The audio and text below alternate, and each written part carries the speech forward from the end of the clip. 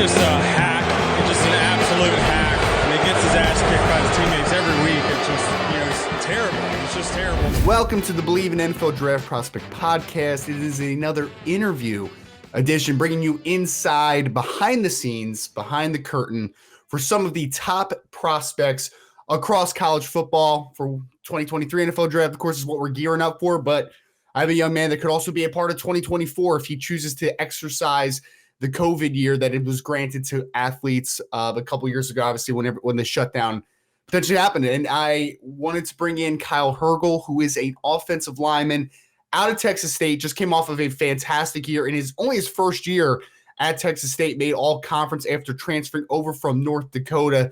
Welcoming Kyle into the show. Kyle, I appreciate you again, man. I know we've had the chance to talk a couple times up until this point, man, but been impressed, obviously, with the film that I've seen of you so far, and thank you so much for joining the show today. Really appreciate it. Yeah, thank you so much for having me on. It's always a pleasure to get with you and, be able to do these things. And, thank you very much for having me on. Yeah, no, absolutely, man. So for some people that have not seen Kyle, I would suggest especially the first game that I took a peek at was the Baylor game, where their nose tackle, Siaki Ika, is getting a lot of draft praise right now. And I thought Kyle had a fantastic game against Baylor and really showed out, kind of what his ceiling is as a football player. And he's received also some draftable hype from the NFL this spring as well. So excited to have Kyle on. Kyle, you bring a really unique perspective, which is why I really wanted to get you on the podcast, right? We're going to I told Kyle before, we're going to run this almost as a journey, right? So first and foremost, Kyle is a Canada guy originally, right? So he's out of the Toronto, Ontario part of Canada and originally went to North Dakota. So Kyle, before we get into the recruiting side of things from North Dakota specifically and going over there, because I know you had a really nice start to your career, obviously, over there before transferring to Texas State. Talk to me about being a prospective recruit in Canada in general, because I know it has its challenges. There's some guys that go severely underlooked. What was your experience just being a Canadian playing American football and trying to get those opportunities in front of you? Yeah, Canada hasn't really been a hotbed, but as of late, like the past couple years, I'd say that we've really jumped onto the scene. Guys that came before me, like Neville Gallimore, Chase Claypool, those guys kind of like opened the doors up for the Canadians. And, it's kind of like every year you get a couple that kind of do real well and then open the doors up for the next generation, the younger generations. And, I like to say that I am one of those severely under-recruited kids in Canada. I went to a prep school called Football North, which was the first of its kind, and we played a full American schedule. So we drive down, 6-8 hours in the Ohio circuit. We played a lot of Ohio schools, and we'd drive down on a Thursday and we played a Friday night game, and we burned back to Canada. But it was such a dream come true, being able to still experience that Friday night American feel game, being a Canadian kid. And, coming out of Canada, it's hard, right? A lot of people don't recruit it. But I think because of the guys like Neville, the guys like Chase Claypool, the guy like myself, hopefully now, my old running mate, Liam Dobson, Canada's kind of been put on the map, right? So I think giving back and being able to be that kind of beacon of light and being able to, present a good way that, Canadians really can develop into great players on a day in, day out basis, I think is something that, I'm trying to do. And I know a lot of Canadians take pride in what they do down in the U.S. And how much does that mean to you, Kyle? Because you mentioned a couple of the guys. I interviewed Benjamin St. Juste also, who came out of Minnesota. I've talked to Liam Dobson in the past. I just interviewed Matthew Bergeron, who's also a Canadian-born player. What does it mean for you to be a part of that pipeline, right? Continue that? Because like you said, a couple guys have kind of gotten the thing started, but yourself may be included in keeping it going and then taking it even to a higher level. Yeah, I take great pride. I'm very proud Canadian. I think it's special, making it out of Canada itself is hard, but to be able to make it out as well is even double hard, right? I think I always go back. I give back to my high school. I'm always around the kids to kind of show, you can do it, right? A lot of people don't believe in the Canadians, but, coming back and I've done it. I've started games. I've won numerous awards. I come back. I make sure I let these guys know, like, you guys can do it. The work in, just because you're Canadian, it's going to be a little harder, but it's worth it in the end if you really put the work in. And I just like being that, beacon of hope and beacon of light, being that Canadian guy that everyone kind of knows and refers to back home. And I take great pride in it. For sure. And I really wanted to kind of dig into the first portion of your college career. So you go to North Dakota, which we talked before, and it's not very close to where you grew up in Canada, obviously. So you took a nice trip out there. Talk to me a little bit, because we talked about the challenges of recruiting. Talk to me about maybe a couple of the schools that had some interest in you, and why ultimately you ended up in North Dakota to begin with. Well, it's kind of like the closer schools, so like Syracuse, Buffalo, Yep. like the Ohio schools. They kind of recruit Canada real well, because from Toronto it's only about 6 hours. Buffalo, I think, is maybe 3. So Yeah.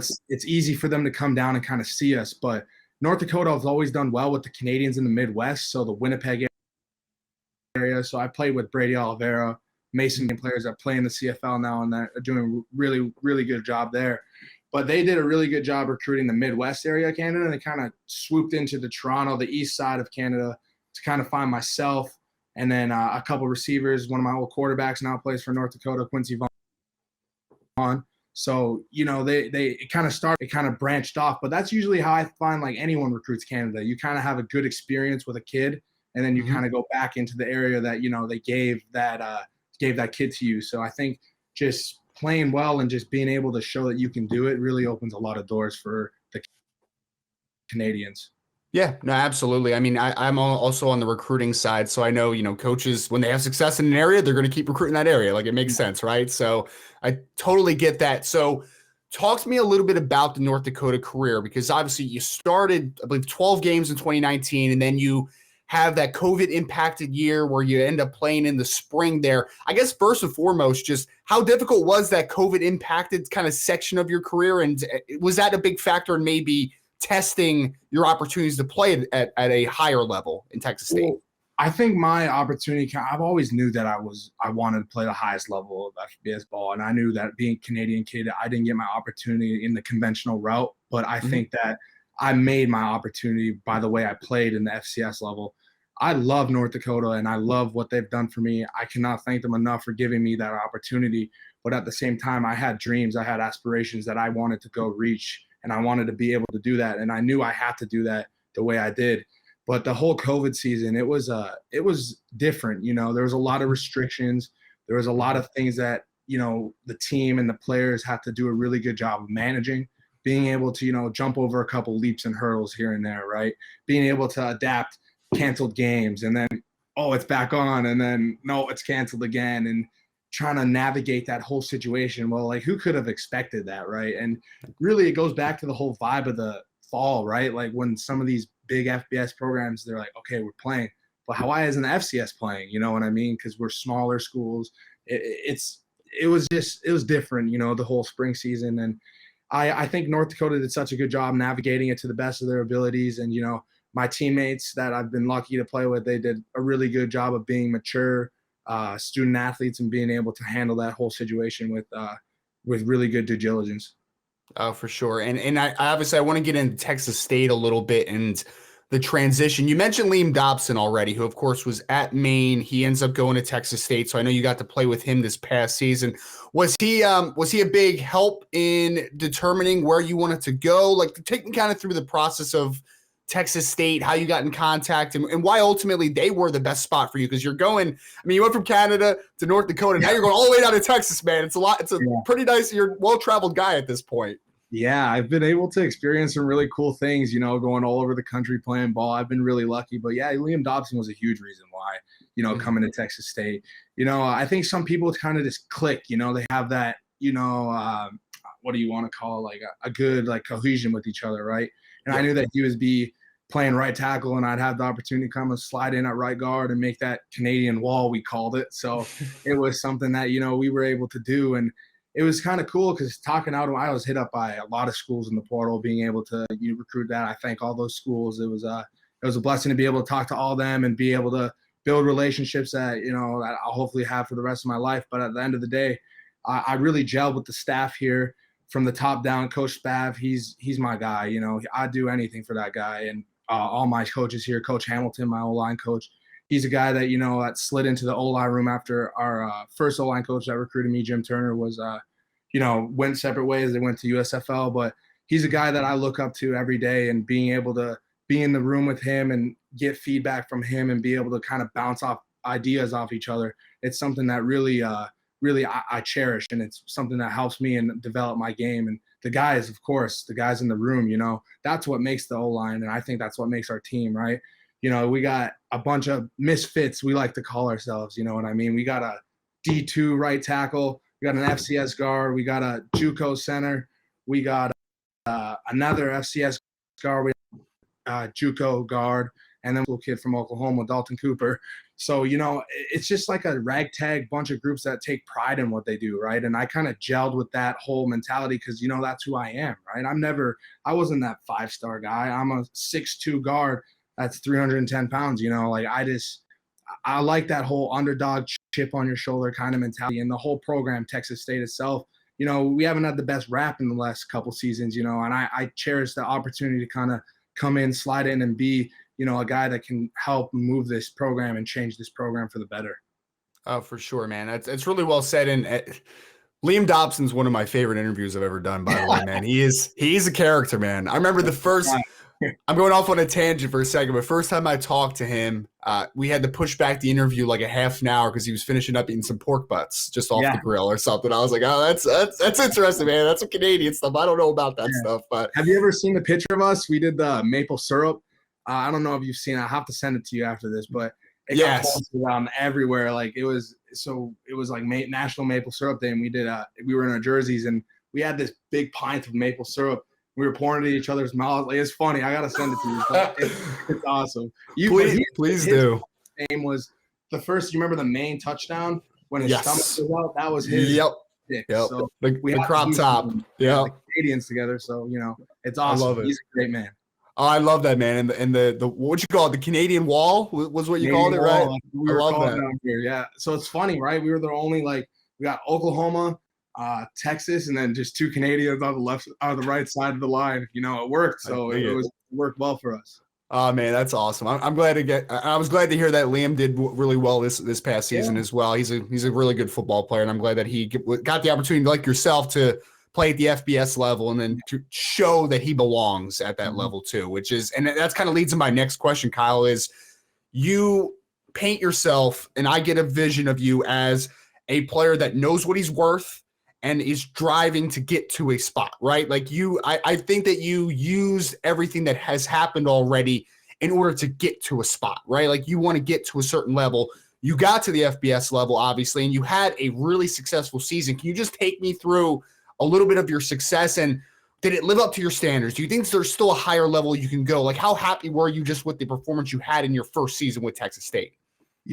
I got so much more left in the tank. You're either green and growing, or you're ripe and dying. And I think I'm just starting. I'm green and growing. I'm learning every day. I've had the opportunity to work with so many different offensive line coaches, so many different offensive coordinators. I've been able to take little by little things from them and implement it to, a bigger scale, a holistic approach. A lot of the techniques, they stay the same, but a lot what changes is just being able to have a better honing in on the offense itself, right? Being able to study more film, watch the pros and how they do it, how they carry themselves. It's just something that I've studied throughout this whole offseason, along with just my work ethic. It's something that I hang my hat on. The day I stop working hard is the day I lose my edge, and it's the day I can't do this anymore at the level I want to be able to do it, right?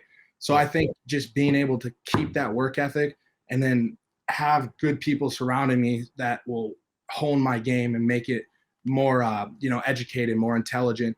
But I have the drive, and it's all I want to do in life, really. I just want to play ball. I want to lift weights, and I want to be around good people.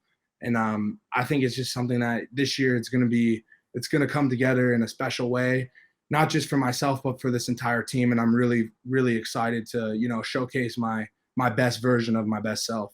Yeah. And I want to ask you about some of your goals that you have, because you've mentioned multiple times you're excited not only for yourself, but what the team can accomplish, right? And I want to definitely get in, because you just mentioned a lot of great people around you. Obviously, you just went to O-line masterminds, and I want to, pick your brain about that experience. But just kind of wrapping up, just maybe a little bit of the outlook from the team side and yourself. You have 2 years left. We'll see what happens as far as if you have a great season and you can make that jump next year. But just for the 2022 season, what are some goals that you have from a team perspective, individual perspective? Like, what would make 2022 a great year for you, in your opinion? I want to get this team to a bowl game. That's what our goal. And, we talk about it a lot as a team, a unit. We have goals as an offensive line unit that are pretty specific to us, right? We have our domination. Like everyone talks about dominating, right? Like what is the definition of dominating though? And I think that's something me and Coach Ham have worked on tirelessly. Like what is our definition of domination? What do we quantify it as, right?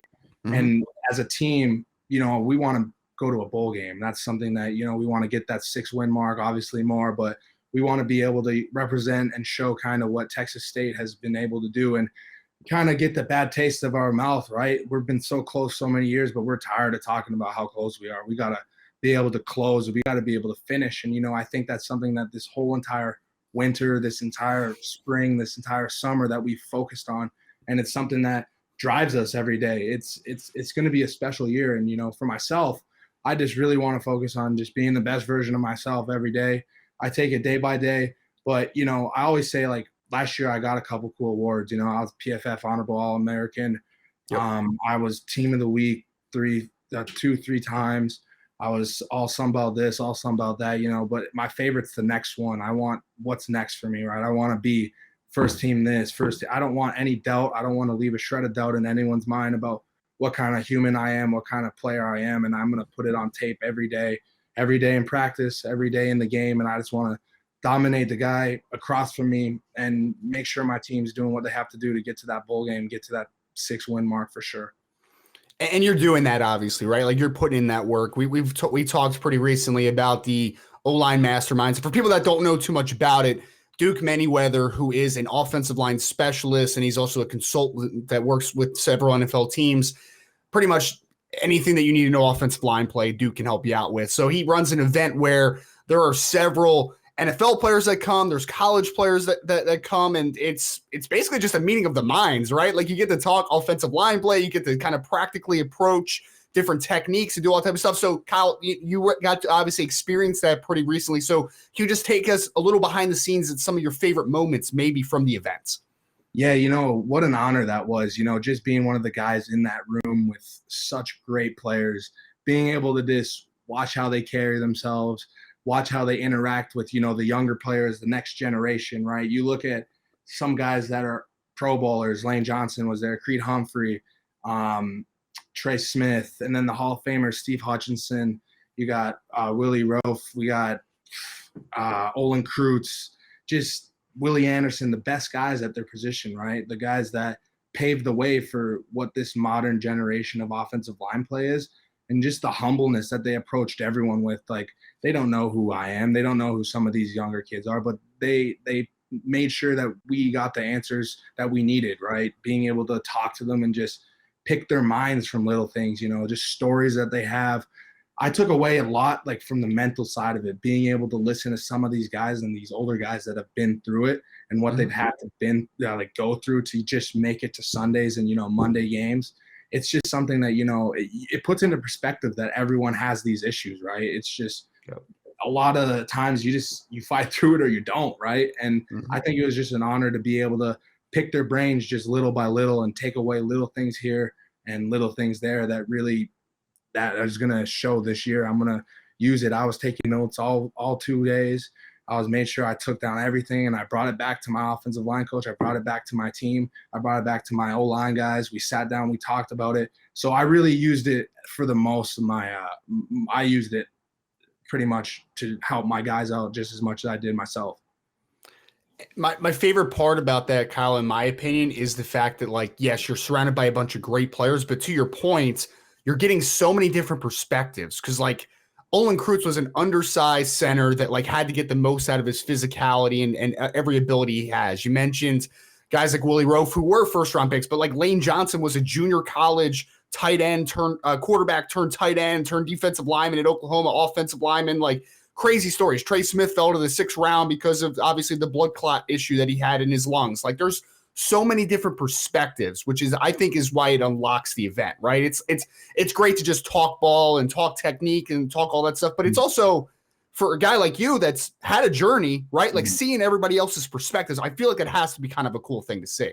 Oh my gosh. And it's, you can relate to a lot of what these guys go through, right? You can relate to how Olin Krutz, smaller guy, had to use what his abilities are versus, a guy that has it all, that has the size. And it's just being able to see and hear they've had to go through really puts in perspective my own journey. And it's like, you know what? Everyone has a story. It's about how you deal with it, right? Everyone's got a sad story. It's how you overcome what, 6'2" might look on a piece of paper. You know what I mean? It's just so awesome to hear that these pro guys, these guys that make millions of dollars every year, that give you the time to be able to just talk to their guys just like us. They like to just play the offensive line position and eat good food. That's just like what offensive linemen are. It's just they're normal guys, and being able to be around them, it was just an honor. It was just something so cool, and I hope to be one day, put myself in a position I can give back to that event. Hopefully I'm sitting across from a younger guy that's going to be coming up in the college ranks that might look at me and be like, damn, this guy did it. He came from the Sun Belt. He came from, being a smaller recruited guy, Canadian kid, overcome a lot to be in the position where I can give back to, the next up and come college kid. Yeah. And I also love the advantage just because it's about the mental side of the game so much. Cause I feel like there's this weird stigma around offensive linemen that like you guys are just these lumbering dudes that don't really think much. I'm just like, I don't think you've ever hung out with offensive linemen, man. They're some of the smartest dudes I've ever met. Like they're very, because like it's all about spacing and understanding angles, and it's not just this. I just hate that there's like a barbaric look to offensive line play. It's such a mental position. Lane Johnson's got an 8-pack. You know what I mean? Yeah, exactly. Can't really, some of these guys you just look at and you're like, wow, like freaks, just absolute freaks of nature, Yeah. And it just proves the testament. It's like these guys put so much into what they have and then what they've gotten. It just makes you want to go, like myself, to so much harder. Like what can I do? Like what can I take from that and what they do to implement it into my game and make it better? And hopefully I'm going to be able to do that, and I am going to do it, and I have been, and it's something just special being a part of such a great group of men. It was something I'm never going to be able to forget. Yeah. We can't underrate the athleticism that it also takes to play position. Like you said, Lane Johnson ran like 4.72 at like 300 something pounds, like just a freaking nature athlete. So Kyle, I really appreciate the perspective from the O-line mastermind. I guess the last couple things I want to talk to you about is just, like I said, you have junior eligibility just with COVID and everything else working. So you could potentially be a part of the 2023 draft, or it could be the 2024. We'll see kind of how everything shapes out. But I just kind of want to get your perspective on the fact that you're working towards that goal and you could be a professional athlete in the pretty near future here. Just what type of blessing is it, just considering the background you've had, all the work you've put in? Just what would that feel like when that does become a reality for you? I think it's something that I've worked so hard towards. It's familiar feeling. I think it's going to be, because I've always knew that I had what it took to do it. I had to go and do the work, which I have. And, being able to put myself in the position that I have, it's something that might feel familiar. And, obviously it's going to be a little bit of a shell shock at first, but I think I've worked so hard to be able to put myself in the position that I'm going to take it full stride. And, just like I'm just going to work at it, work tirelessly at it, put myself around good people, and then be able to, get the most out of it. And, all I need is an opportunity. I just want one team to be like, yeah, that's our guy. I want to take him and be able to mold him to what they see me fit, and anything I'm willing to do to get to that point. And, just being able to frame of prospect, that's something it's a dream to do. And I guess my last question, kind of working off of the dream of playing in the NFL. When I talked to Matthew Bergeron, who, for people that haven't caught that interview, he's the offensive left tackle for the University of Syracuse, who's also a very good football player. I think he has an NFL future and a very good one. He talked to me, Kyle, that he never thought about the NFL because he grew up around just CFL football, right? Like he just kind of thought like, okay, I'm going to play here. I'm going to go to a local school in Canada, and then I'm going to go right into the CFL. When did the NFL become something that you thought was realistic as far as a goal? I think it kind of hit me after freshman year in North Dakota. I was like, okay. I just love the American game, and, what the American people kind of view this game as, like the NFL football. It's just the peak of all sports, in my opinion, Yeah. Not to say and not to disrespect CFL football at all. The Canadians, it's something that they love. It's their NFL. It's ours, right? It's our ball. And it's something that, it'd be an honor to play there too. But At the same time, I'm shooting for the stars with everything. I put too much into it not to. And being able to play in the NFL, play on Sundays, play on Mondays, Thursdays, is something that, I'm going to do, too much into it that not to. And I'm coming for everything and everyone this year. That's a great note to end on. Again, joined by Kyle Hergel, offensive lineman out of Texas State, former North Dakota transfer, and has Canadian roots. One of the better offensive linemen that you probably haven't heard of, and you need to go take a look. Again, go take a look at some of Texas State All-22, especially that Baylor game. There's a lot of guys on that Baylor defense that have gotten drafted last year or have some real nice reputations already in draft circles that I thought Kyle dominated, to be very honest with everyone. So, Kyle, appreciate this again, man. This was fantastic. Thank you so much for giving myself and the viewers your perspective, and just a really fantastic conversation, man.